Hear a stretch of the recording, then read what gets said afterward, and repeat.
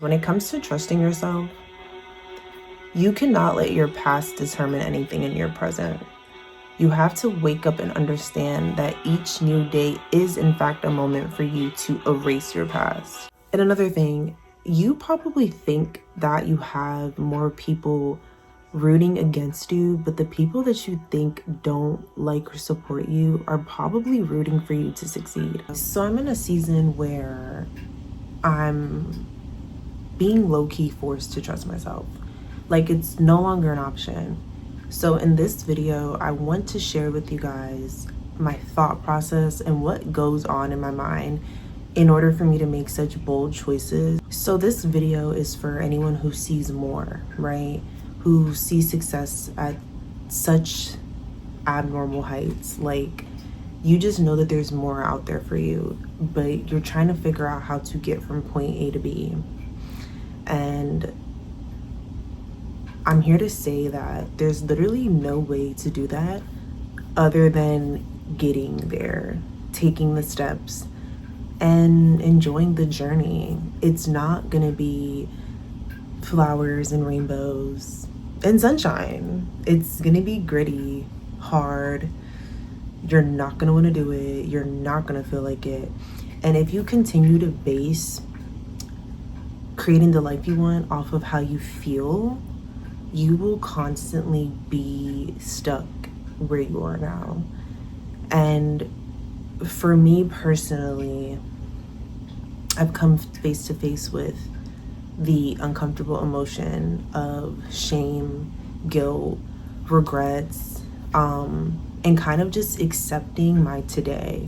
And I think that that's such a helpful starting point for people, is if you just look at today for today, you see the staircase, you know what it takes, right? Mentally, not physically, but you have an idea of where you want to go. Or maybe you don't, but you know that where you are right now is just not for you. Like, you're a shorty who's meant for more, you know, like you're a woman who's meant for more. I believe self-trust is a beautiful domino effect. It creates a ripple of amazing fire habits. I like to say fire, y'all. But it just creates an effect of beautiful life habits that you instill internally so that you have them forever, right? So first thing is first, don't be afraid to be seen trying, to be perceived. If your biggest fear is what people will say when they see or hear you do your thing, I think you have bigger fish to fry. The chatter of people who have nothing better to do than critique and have an opinion on your life should be probably the smallest of your worries. There's a quote that goes, in order to be great and be a leader and just want amazing things in life, you have to be okay with the possibility of being hated for speaking the truth, misperceived and judged. It's not your problem to manage the opinions of others. Always remember that some people really make success look easy. You never know the BTS of somebody's success, of their life and their habits and how they get to where they got. You don't know the gruesome moments and long nights and lack of sleep and eating. We don't really know. It's not something that we glorify. We glorify highlights and success, but we don't really talk about the BTS. So that's why I love studying successful people, to see, like, what did it really take? Mel Robbins just did a podcast with Emma Grede, and she was basically talking about how it took her 16 years of being unseen, of people not really noticing, for her to come into the limelight. So always remember this. You are taking day one and you're comparing yourself to someone's year 10. So give yourself grace, one step at a time. Don't care about the idea of being seen. Who cares? I always think about the quote too. I'd rather cry in a G-Wagon, okay? Period. And another thing, you probably think that you have more people rooting against you, but the people that you think don't like or support you are probably rooting for you to succeed.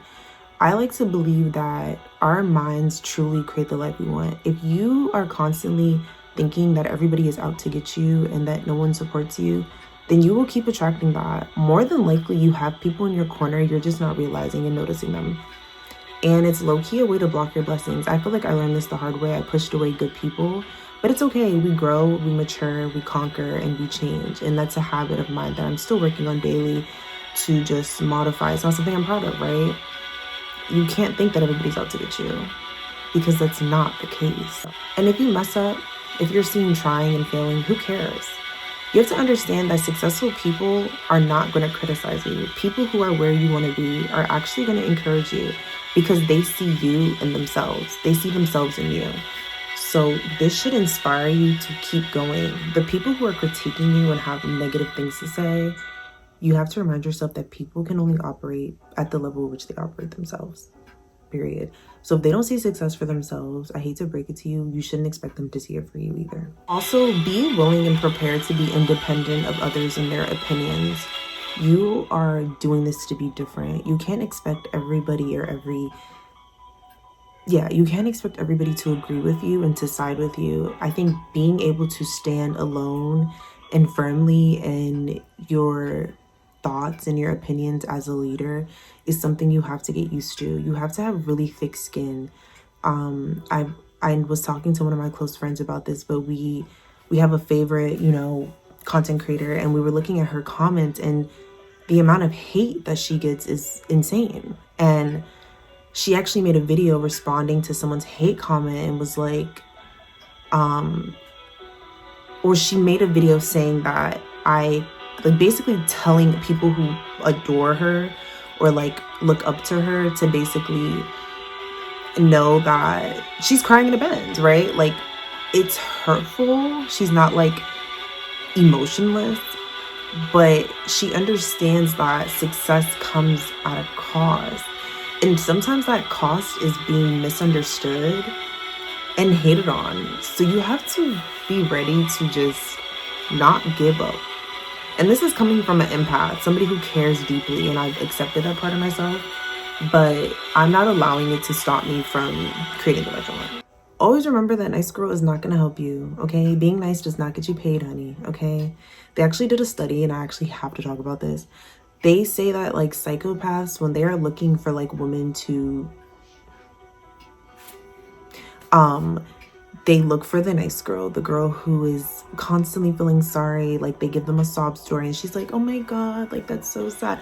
This doesn't mean be emotionless again, but it means to take heed. You can be a fair person, but you need to understand we don't live in a fair world. So have thick skin, be kind and not nice, period. Another thing, begin to overestimate the positive. Begin to look at all the good things you do, all the good things you see. Focus on the things that you want and allow it to magnify in your life. The more we do this, the more we create our neural pathways in our brain to keep doing it. The stronger they become, and then it's going to become muscle memory.